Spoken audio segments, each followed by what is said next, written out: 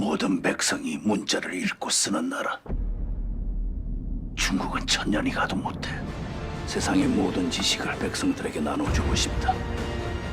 가장 쉽고 가장 아름다운 문자. 나라 말씀이 중국에 달아 문자와로 서로 삼았디 아니할세. 나라 말씀이 중국에 달아 문자와로 서로 삼았디 아니할세. 이런 전차로 어린 백성이 느르고저 홀빼이셔도 마침내 제 뜻을 실어펴지 못할 놈이 하니라.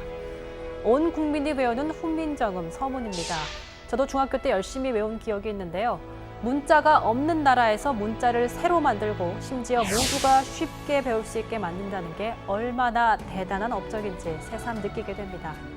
세종대왕의 명령으로 훈민정음의 창제 동기와 의미, 사용법을 기록한 게 바로 훈민정음 해례본인데요. 1446년에 출간된 한 권이 현재는 서울 간성미술관에 소장되어 있습니다. 그런데 이것 외에도 지난 2008년 상주에서 동일 판본이 발견됐는데 이게 바로 베이키 씨가 소장하고 있다고 알려진 상주본입니다.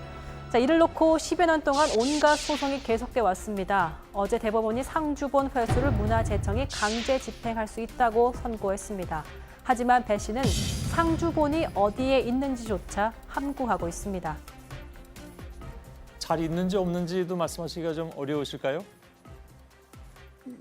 당연하다고 생각합니다. 원체 그에 대해 일체 더군다나 지금 상황이 이런 만큼 더더욱이나 뭐라고 말씀드릴 수가 없는 상황입니다. 법정 공방이 끊이지 않았던 이유를 보면요. 2008년 배 씨는 집수리 도중에 상주본을 발견했다면서 그 일부를 공개했습니다. 그러자 골동품 판매상인 조용훈 씨는 배 씨가 상주본을 훔쳤다면서 소유권 분쟁 소송을 제기했는데요. 법원은 조 씨의 손을 들어줬고 조 씨는 상주본을 회수하면 국가에 기증하겠다고 밝혔지만 2012년 숨졌습니다. 한편 배 씨는 상주본을 훔친 혐의로 형사재판을 받았고 1심에선 징역 10년을 선고받았지만 항소심과 대법원에서 무죄 판결을 받았습니다. 이런 가운데 2015년 배 씨의 집에 불이 나면서 상주본이 훼손됐다고 하는데요. 2017년 배 씨는 당선되면 상주본 전체를 공개하겠다며 국회의원 재선거에 나섰지만 낙선했습니다. 문화재청은 배 씨에게 반환 소송을 했고 배 씨는 정부의 강제 집행을 막아달라며 소송을 냈습니다. 하지만 대법원은 정부의 손을 들어줬습니다. 배 씨는 왜 이렇게 상주본을 반환하지 않고 있는 걸까요?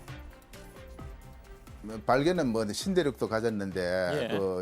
10분의 1 정도는 끼쳐주면은 알겠습니다. 그러지 않으면 그게 완전히 저는 억울하게 뺏긴 것일 뿐이지. 예. 예. 아무튼 그 경우에도 10분의 1, 예, 다시 그런 말하면 1,000억 원 정도의 예. 보상이 필요하다 이런 말씀이신가요? 기본적으로 그렇게 얘기를 한 것이죠. 근데 예. 타당한 상황이 있으면은 더 주고 싶으면 더 줘도 관계없고.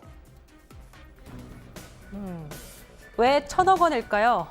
직지 심체 요절의 가치가 1조에 이르기 때문에 상주본도 그에 준한다는 평가가 나온 적이 있는데요. 그래서 10분의 1인 1,000억 원이 근거처럼 돼버렸습니다. 하지만 과거 문화재를 환수할 때 보상금을 준 적은 있지만 1억 원을 넘진 않았다고 합니다. 문화재청은 어제 반환 요청 공문을 냈다고 하는데요. 당장 강제 집행 계획은 없지만 지속해서 배 씨와 협의해 나가겠다며 일단 안전기준 과장이 내일 배 씨를 직접 만나 상주본 자진 반환을 논의할 것이라고 밝혔습니다. 하지만 배 씨가 금전적 보상을 바라는 한 반환이 쉽지는 않을 전망인데요. 과연 강제 집행으로 가게 될 것인지 상주본을 찾을 수 있을지 좀 더 지켜봐야겠습니다.